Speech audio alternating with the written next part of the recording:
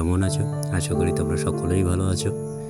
তো অনেক দিন পরে আবার চলে এলাম তোমাদের সামনে একটা ছোট্ট রান্নার ভিডিও নিয়ে। যেহেতু অনেকেই আমাকে রিকোয়েস্ট করো যে তীর্থ কেন আগের মতো আর ভিডিও আসে না বা ভিডিও আপলোড করো না, তো সেটা বলতে গেলে অনেক কথাই বলতে হয়। কারণ বিভিন্ন ধরনের কারণ আছে মানুষের। তো আমরা তো যেহেতু মানুষ, তো মানুষের তো সমস্যা বা কারণের শেষ নেই। তো অনেক ধরনের সমস্যার সম্মুখীন হতে হয়। আর তেমন মেন্টালিটি আমারও তেমন না যে সব কিছু ওভারকাম করে বেরিয়ে এসে আমি আবার ভিডিও করব, রিলস আপলোড করব। কিন্তু এগুলো আমি পেরে উঠি না একা হাতে ঠিকঠাক করে। আর তার উপরে বাড়িতেও কাজকর্ম চলছে টুকটাক, আর বাড়িতে লাইটের অবস্থা খুবই খারাপ। মানে আমার লাইট পজিশন এখনও ঠিকঠাক হয়নি। তোমরা আগে যে ভিডিওগুলো আমার দেখেছো সেখানে বলেছিলাম যে আমার বাড়িতে কাজ হচ্ছে বা এখনও লাইট বা ইলেকট্রিসিটি সেইভাবে এখনও সেটিং করা হয়নি। আর তাছাড়া যে রিলস ভিডিও বলো বা অন্যান্য ভিডিওগুলো আমি সেইভাবে যে রাস্তাঘাটে, বাজারে, স্টেশনে এখানে গিয়ে করার মতো এখনও সেইভাবে মেন্টালিটি প্রিপারেশান নিয়েইনি বা করে উঠতে পারি না সেইভাবে। আর আমার ঠিক আসে না অতটা। তো যতটুকু পারি বাড়িতে করার চেষ্টা করি কাজের ফাঁকে। আর যেহেতু আমি একটা প্রাইভেট জব করি অন্য জায়গায়, আর তাছাড়া বাড়িতেও মা বাবা দুজনেরই শরীর খারাপ, সব কিছু সামলে আর হয়ে ওঠে না সেইভাবে।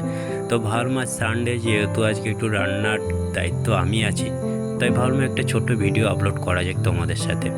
করতে করতে রান্না তো শুরু করে দিয়েছি। আজকে রান্নার উদ্দেশ্য হলো চিকেনের একটা রেসিপি, বাট আমি সেইভাবে ভালো করে দেখাইনি। মনে ছিল না যে আমি আজকে ভিডিওটা করব, হঠাৎ করে মাঝখান থেকে মনে পড়লো যে ভিডিওটা করব। তো করতে করতে দেখো প্রায় মাংসর মশলাটা কষানো হয়ে গেছে এইভাবে তোমাদের সাথে গল্প করতে করতে।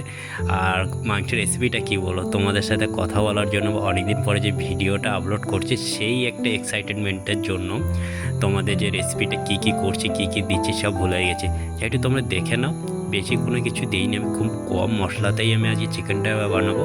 তাও বলে দিচ্ছি, আমি চিকেনটাকে ধুয়ে নিয়ে বাজার থেকে এনে ধুয়ে সেটাকে ম্যারিনেট করে রেখেছিলাম লেবু রস, সর্ষের তেল, একটু কাঁচা পেঁয়াজ আর রসুন থেতো করে আধা ঘন্টা মতো ম্যারিনেট করে রাখার পরে তারপরে যে বাদ বাকি মশলা যেমন সর্ষের তেল, শুকনো লঙ্কা ফোড়ন আর সাদা জিরা আর কয়েকটা গোলমরিচ দিয়েছিলাম, আর তার সাথে পেঁয়াজ, রসুন, আদা, জিরা বাটা, ব্যাস, আর একটু শুকনো লঙ্কা বাটা। আজকে অনেক দিন পরেই শুকনো লঙ্কা বাটা দিয়ে করলাম, কারণ যখন আমি গ্রামের বাড়িতে ছিলাম সেই সময় মা দেখতাম এই শুকনো লঙ্কা বাটা দিয়ে এই চিকেন করতো।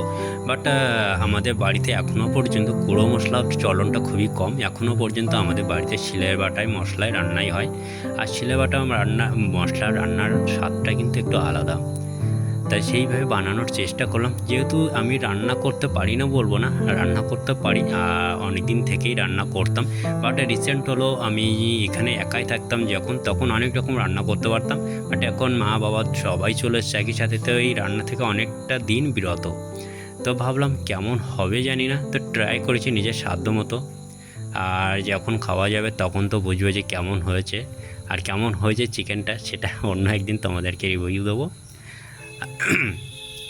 রান্না করতে করতে বাইরে কিন্তু প্রচণ্ড বৃষ্টিও হচ্ছিল। প্রচণ্ড বলবো না, হালকা, বাট যা গরম তার মাঝখানে এত বৃষ্টি। খুব ভালোই ছিল আজকের ওয়েদারটা, সানডে ওয়েদার খুব ভালোই কাটলো। তো যেহেতু রান্না করছি, মায়েরও শরীরটা অতটা ভালো নেই, তা ভাবলাম যে কয়েকটা বাসন পড়েছে ধুয়েই নিই বেসিনে। তো ওইদিকে রান্না করতে বসিয়ে দিয়ে এদিকে নিজের মতো নিজের থালা বাসনগুলো ধুয়ে নিয়ে কিছুটা যতটা পারি আর কি আগিয়ে দেওয়ার চেষ্টা করি। বলবো না পুরোপুরি কাজটা আমি করে দিই, আমি করি, বাট করার চেষ্টা করি। যেহেতু একই সাথে থাকতে গেলে তো করতেই হয়। আর মায়েরও বয়স হয়েছে, সেইভাবে পেরে ওঠে না।